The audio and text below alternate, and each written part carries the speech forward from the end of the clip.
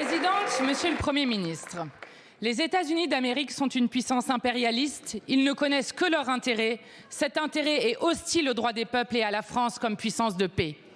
Donald Trump vient d'agresser le Venezuela en toute illégalité.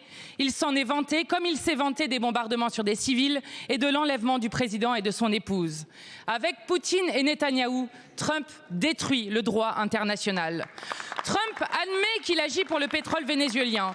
Pourtant, il y a toujours des agents du service après-vente du Pentagone pour faire la propagande à sa place. Certains voudraient faire croire que les États-Unis agissent pour la liberté et la démocratie.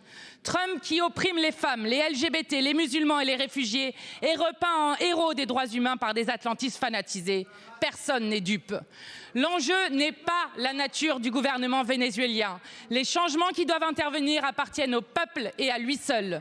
L'enjeu est d'affirmer que de telles agressions au mépris de la Charte des Nations Unies sont inacceptables.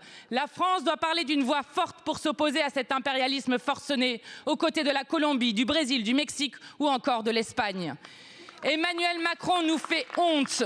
Ni condamnation, ni mention de l'agresseur. Jusqu'où le président abaissera-t-il la France?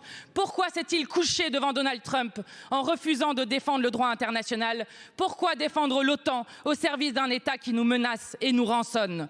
Monsieur le Premier ministre, accepter que le droit international soit à géométrie variable, c'est légitimer le règne de la violence généralisée. C'est cautionner l'invasion de l'Ukraine et le génocide du peuple palestinien. C'est s'incliner devant l'annexion annoncée par Trump du Groenland et devant ses menaces sur Cuba ou la Colombie. La France ne sera jamais la vassale des États-Unis et de son dirigeant d'extrême droite. Monsieur le Premier ministre, plutôt que la servilité devant un empire, quand allez-vous retrouver la voie d'une France non alignée pour la paix et pour le droit international?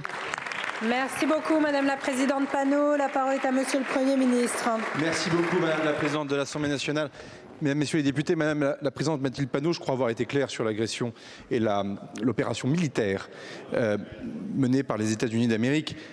Pardon de vous le dire, c'est votre première question au gouvernement que vous me posez depuis que j'ai été nommé Premier ministre. C'est très compliqué de vous entendre dire pas de double standard, ce avec quoi je suis complètement d'accord, et ne pas aussi appliquer la lecture du droit international sur la nature même du régime de Nicolás Maduro au Venezuela. Opération électorale viciée. Les résultats n'ont même pas été promulgués. Police vénézuélienne pratiquant la torture, la détention sans raison, aucune séparation des pouvoirs. Pardon, on ne peut pas d'un côté dire que la police de la République, ici en France, tue, dire ici que nous ne sommes pas en démocratie et ne pas voir que le régime de Nicolás Maduro était une dictature.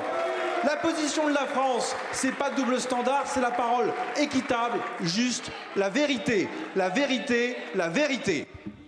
Merci beaucoup, Monsieur le Premier ministre.